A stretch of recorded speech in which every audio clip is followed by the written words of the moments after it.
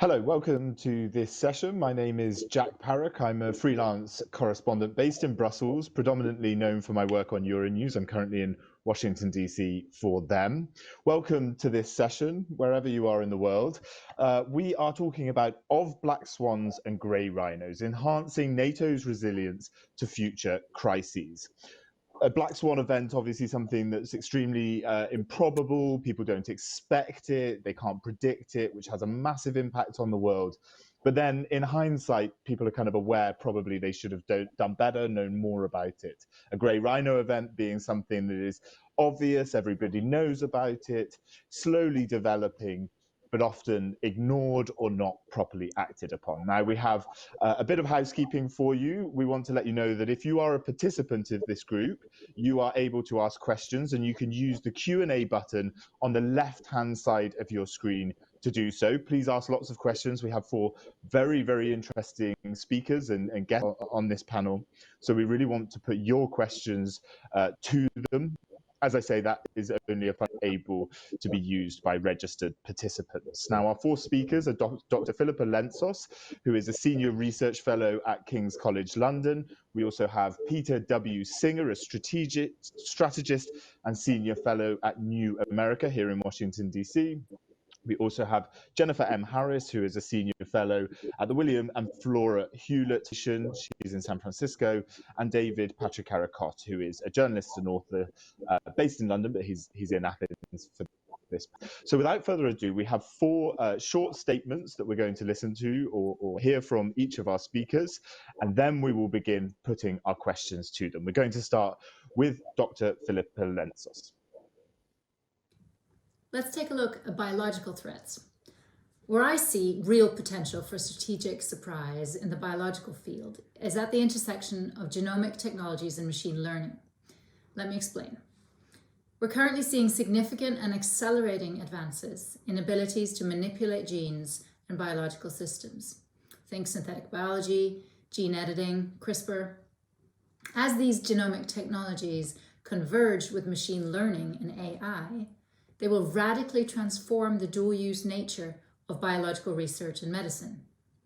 If the intent is there, the identification of harmful genes and DNA sequences could be significantly accelerated, and we could see greater potential to make pathogens even more dangerous, to convert low-risk pathogens to high-risk pathogens, to recreate extinct pathogens, and even to engineer entirely new pathogens. The convergence of genomics and AI will also create the possibility of novel biological weapons that target particular groups of people and even individuals. In addition to these scientific advances and potentials for harm, we're also seeing a build-up in dual-use capabilities. High containment labs working with the most dangerous pathogens are rapidly being constructed all over the globe. There are now more people and more research projects than ever before working with and manipulating dangerous pathogens. And there are now more countries than ever before that have biodefense programs, and these numbers continue to rise. A side effect of increasing biopreparedness and biodefense capacities is that capacities for causing harm, should the intent be there, also increase. Finally, you'll all be aware of the increasing unstable and uncertain geopolitical landscape. The nature of conflict and warfare is rapidly evolving. Rising states have different views on the rules-based international system, the use of force and human rights.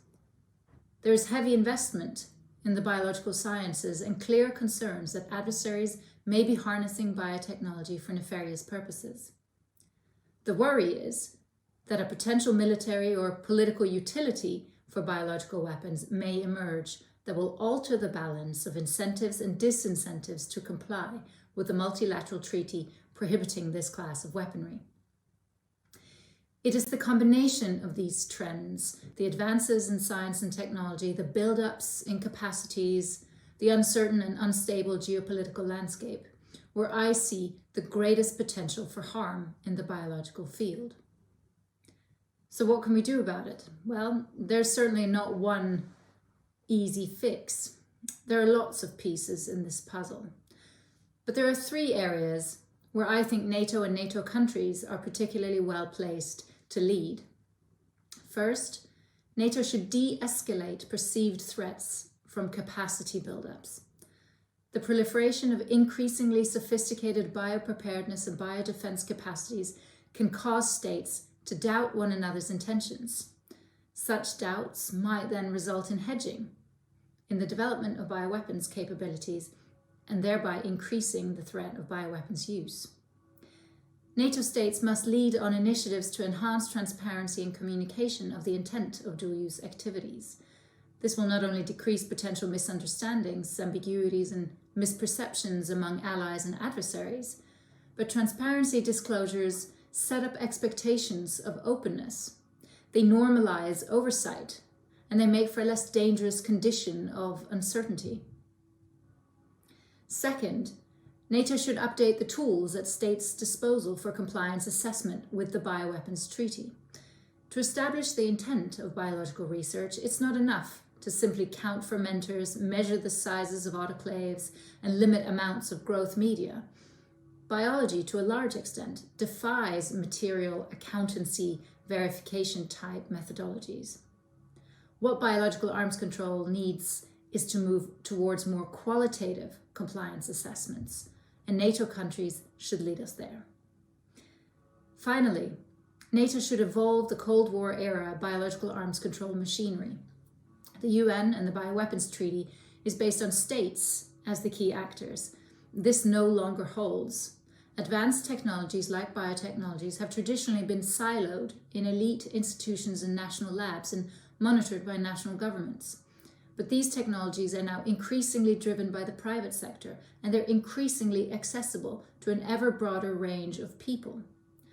Adequately managing potential for harm from biology now requires new governance structures that not only draw on state actors, but other stakeholders too, especially from the private sector and civil society, to oversee developments in business, academia, politics, and defense that are relevant to biological threats.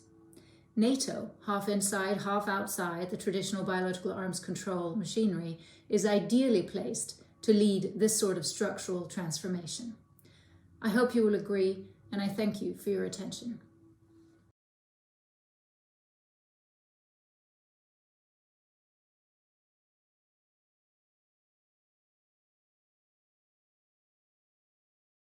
Fellow at New America, remember you can keep putting your questions in on the left-hand side of your screen.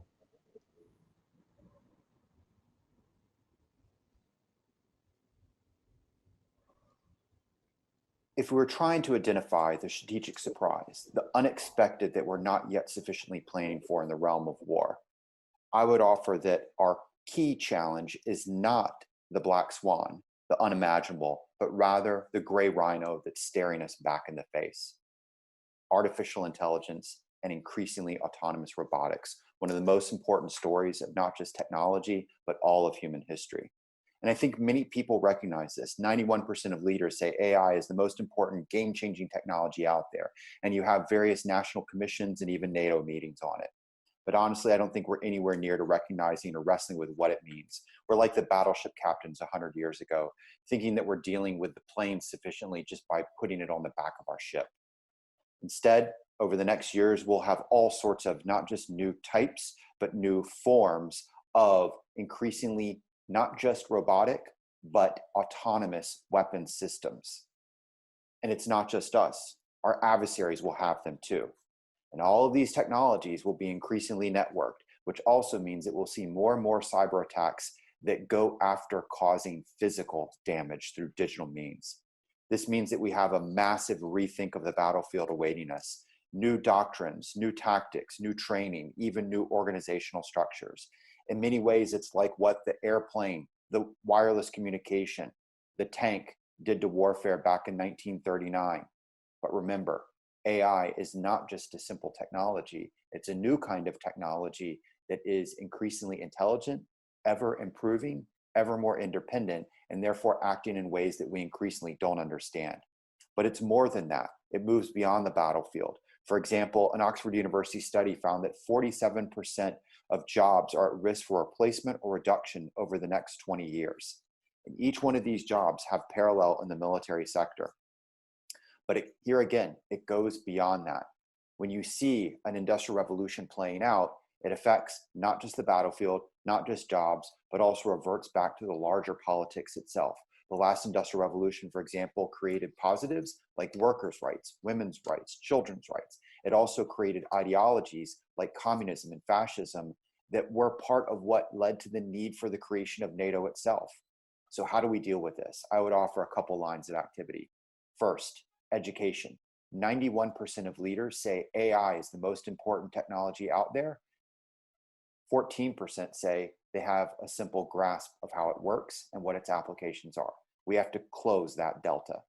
Second, visualize the future and prepare for it. We have to change, for example, how we do wargaming and training, moving it from validating old practices to testing and learning about new practices. We also maybe have to use new means of communication. For example, I found it easier to teach about the future using what I call useful fiction, which blends narrative and nonfiction together to reach audiences in a way that white papers don't. We have to be willing to kill our sacred cows. What is the equivalent to the battleship of 1939 today? What is it that we are unwilling to give up that maybe we ought to? And finally, we need to be change-oriented. We are clearly in a time of political, economic, technological, social change. And those individuals, organizations, nations, and alliances that aren't changing with it are making a choice through their inaction. To stand still in today's environment is to choose to lose tomorrow. Thank you. Thank you very much, Peter, for that submission. So keep your questions coming in. As I say, you can put them in on the left-hand side of your screen. We're now going to move to a live submission, an introductory comment from Jennifer Harris, who's a senior fellow at the William and Flora Hewlett Foundation. Jennifer. Thank you, Jack, and thank you all of you. It's lovely to be with you. And I have to say that this convening the NATO Youth Summit holds special significance for me as someone who went to the 2001 NATO Summit as a youth participant, watching the enlargement of countries like Latvia and much of the Eastern Bloc, and met the person who became my first boss some 20 years ago. And it's been, a fast ride through a lot of what I will call geoeconomics since then. So my recommendation falls very much on the Grey Rhino side of this binary, and it's called geoeconomics, or simply the use of economic instruments to achieve geopolitical goals. And I think this is more and more how countries are choosing to measure and exercise geopolitical power in precisely economic terms. And so I would hope that NATO as an institution begins to recognize this form of geopolitics as it's happening and develops its own reflexes accordingly. So a bit on what I mean. So geoeconomics can take a number of forms. It can range from the use of trade to investment, even monetary policy, certain cyber-enabled means of attacking economic infrastructure, but all, again, with a distinctly geopolitical goal in mind. When you see Filipino bananas rotting on Chinese docks as a way of Beijing sending a message to the Philippines about the South or East China Sea. If you see similar stern warnings on the commercial front from China over questions of its relations with Taiwan. I think probably most pertinent to this group, the way that Russia deployed a number of economic sort of forms of coercion in the early days of the Ukraine crisis. Had we understood those threats and escalations to be exactly that, I think NATO could have responded much earlier than they did. It was only days after, I think it was probably days after President Putin's last visit to Ukraine that he sanctioned a chocolate company, what went on to be the future president of Ukraine's chocolate company, Petro Poroshenko. And it was a astute foreign minister of Latvia who watched all of this play out, watched Ukraine's exports to Russia drop some 40% over the next 6 months, who said, after chocolates, it will be cheese. After cheese, it will be wine. All I know is that the closer we come to Ukraine's decision to join the Eurozone's kind of extended economic ranks, the more these non-standard situations will grow. So I think a few lines of action are warranted by NATO in particular. First is to understand geoeconomic threats and escalations as they're happening, and decide on a unified set of responses that could certainly include things like sanctions that would fall decidedly in the geoeconomic bucket, but may also take more traditional forms of the NATO vocabulary as well. And second, I think, is to realize more broadly that in an era of geoeconomics where strength is more often measured and exercised in economic terms, this will require this sort of change in political economic philosophy that Peter mentioned. We have been operating for some time in a kind of in a neoliberal mindset, and this came on the heels of Keynesianism, which replaced laissez-faire liberalism, which replaced mercantilism. Society is always operating in these political economic frameworks, and for the last 50 or 60 years, we've been operating under a neoliberal framework. And it's my view that that's producing a lot of the ill effects that we see today, causing domestic unrest and moments of populism across the ranks of NATO member countries. I think it's time for the next turn of the intellectual screw, something to replace the prevailing economic philosophy of neoliberalism that just works a little better on our practical problems, that would shore up the kind of political will that we need to see NATO remain strong and unified in the years to come. Thank you. Thank you very much indeed, Jennifer. Interesting. Is there a need for a new sort of intellectual screw? If you've got your turn of the screw, if you've got your questions for Jennifer on that, on sort of weaponry concerns for Filippa, also on the rise of AI for Peter, keep them coming in. We'll put them to them after we hear from David Patrikarakos. Please take it away, David. Thank you. So I'm going to be very quick because I know that we're sort of running short on time now. Now, I'm going to talk about something that was a black swan that morphed into a grey rhino. And now I'm not only going to mix, but butcher my metaphors. So 6 years ago almost, a black swan came clothed as a little green man and walked into Crimea. Shortly after that, I went to Ukraine, and what I saw unfold was something very, very something that became very clear to me in the months afterwards. I saw sort of naked Russian aggression against its neighbor based upon two principles. The first of which is that force was not necessarily the most conducive mode of action. And the second was the belief that 20th century security arrangements and paradigms like that were becoming obsolete. What I'm talking about now is, as we all know, the black swan that there should have been a grey rhino, but it is now, which is the Russian threat, the informational threat. I've been banging this drum for several years, and I will continue to bang it. What became clear to me in Ukraine, and subsequently, not only in Ukraine, but in other parts of the world, and including in the West, is that we need to rethink security arrangements around informational threats. NATO, as the world's premier security organization, needs to be at the forefront of that. We need to have an understanding that the informational threat now is almost as severe, and in certain cases, in the world that we live in now, in which military force is not the most conducive mode of force to sophisticated opponents, to our sophisticated adversaries, that these are the premier threats we're going to face. This means several things. It means the battlefields have changed. It means the areas of acute tension have changed. We need to understand that places like Ukraine are now key theaters of informational conflict. And key theaters of conflict come and they go. They flare up, for example, on the borders of Greece and Macedonia, northern Macedonia, as they did last year over the precipice of Greece. We need to understand that new informational threats are fluid and constant. Conflict does not exist like it did before. It is not like a light that you can switch on and off.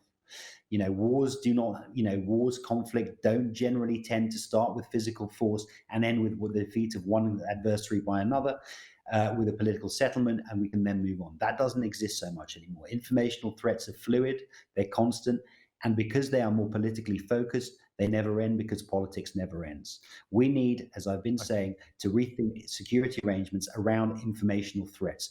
NATO has a very efficient cyber unit. We need to develop our informational security arrangements, and NATO must be at the forefront of that. The black swan is now very, very much a grey rhino, and we need to deal with it. Thank you. Thank you so much, David. Really appreciate it. Okay, so we've got about 10 minutes left. So let's get into some of the questions that we've had submitted. We'll start, I think this one is probably, we'll direct it first towards Peter. This is from Victoria Vdovchenko in Ukraine. If we already know that the BWS as well as AI together with autonomous network weapons are going to cause more disruption, how can we tame these rhinos? Peter, let's start with you. I think the answer to it is you will not be able to prevent them from being produced. They are dual use, and I think this parallels what we saw in the bio side. It'll be applied in the civilian economy. It'll be used by the military, state and non-state actors. Instead, what you want to do is try and limit access to them by hostile forces. But even more importantly, and I think this aligns with what David brought in on information warfare threats, we need to build up our resilience. In the first several generations of NATO, it thought of deterrence as deterrence by punishment. You don't attack me because I will hit you back hard. Now we need to have what we think of as resilience, which is deterrence by denial. You don't attack me because your attacks will not have the same consequences. I will shrug them off. I will bounce back quickly. And that's how we need to think about both digital threats in terms of cybersecurity, information warfare threats, and I would argue, I think Filippa would maybe align with this, the bio threats, and Jennifer too, in terms of securing our economy. So resilience is the new coin of the realm when it comes to strategic thinking for NATO. Yeah, so I'm going to put this up actually, and I'm actually going to bring in another question that we've had from Al Sharif Nasser bin Nasser, who's in Jordan, who says, what can be done to bridge between biosecurity and biosafety? And you can also pick up, Filippa, on the previous question as well. Yes, thanks. It's absolutely spot on. There's a lot to be done, both in terms of biosafety, this buildup of biocontainment labs around the world, and the security aspect, biosecurity, in terms of deliberately misusing the science to cause harm. And I think there is a lot of work that's currently underway. And there is certainly a lot of work that could still be done for NATO. For me, what I found so interesting with my colleagues' comments on this panel was really how we're all pointing to grey rhinos. It's this buildup in capacities that we need to be worried about in the biological field. Thank you so much, Filippa. Yeah, so I think this idea potentially that there are grey rhinos and we can see things perhaps already. I'm going to turn this over to Jennifer. A question from Julian Scanone, who's in Italy, who says, how can NATO face negationist postures towards grey rhinos? And this is sort of something that you were talking about. We sort of definitely know about these geoeconomic issues already. How can countries be persuaded, even if NATO knows about them? Well, I think in part, this, at least on the economic realm, part of the appeal directed to foreign policy leaders is precisely the credibility that the national security communities have, I think, in all of our respective countries. Certainly that goes for the US, which I know best. And yet the foreign policy apparatus in the US, you'll find some of the most retrograde thinking around on questions of economics. And that's in part because there's a deference to the economic realm as simply something for the economists. And I think when you see economics harnessed to become a weapon aimed at another country, there are geopolitical equities and certain assumptions that the foreign policy community can't afford to shy away from. Point one. Point two, when you hear military generals, at least in the US, stand up and say things like the national debt is the greatest threat, national security threat we face, it's just simply the opposite. The case is not just outdated; it's just as close to the opposite of what the case and fact of the matter is today that I could imagine. The far greater threat is what people like economist Larry Summers and others have called secular stagnation. It is the lack of sufficient aggregate demand driving our economies, and the need for public investment. Therefore, that's going to be what gets us back on the growth trajectories to grow our economies in a way that we can simply outmatch our adversaries and to shore up the public support necessary to maintain our alliance. Thank you so much, Jennifer. We'll try and get one more question in. We're running out of time already. It's gone very quickly. This I'll put to David. How can NATO best mitigate the unequal of its member states in responding to the security threats? And this is from Imke Steinman in Germany. I'm so sorry, you cut out briefly. Can you repeat that? Apologies. Yeah. So Imke Steinman, her question is, how can we mitigate unequal capacities in member states in dealing with these sort of issues, especially the one that you're talking about there when you're talking about information and social media? Different countries have different capabilities on those issues. Of course, but I mean, they exist now in NATO, right? Every supranational institution is going to contain countries with differing capabilities, capacities. What you do is obviously you pull your capacities, and those that sort of are leading or have a greater capacity, share best practice and sort of empower those with perhaps slightly less capacity, and sort of together and cumulatively we provide a sort of better and more powerful front. I mean, what I think the actual key is here is to understand that actually capacity is not what we think it is in the informational realm. For example, Estonia is, a comparatively small state and has a comparatively weak, let's say, hard military power compared to other states. It is, however, on the forefront of information warfare and has been for a while because of its location. The Estonians were warning us about many of the dangers for many, many years. We didn't listen. So I think what there is an understanding that actually power as we understand it in the informational realm isn't quite as we see it on the ground in sort of hard power. It's not completely different either, but there are things that we can learn from powers that we might not think as traditionally powerful. That's what I would say to that. Yeah, this I'm going to have to start wrapping this up. I'm afraid this has been obviously a really, really quick session. One of the other things that Jose Luis Gonzalez was talking about is this idea for tunnel vision, which I think is something that NATO will definitely have to make sure it focuses on, broaden the vision of the organization to make sure that these threats are dealt with.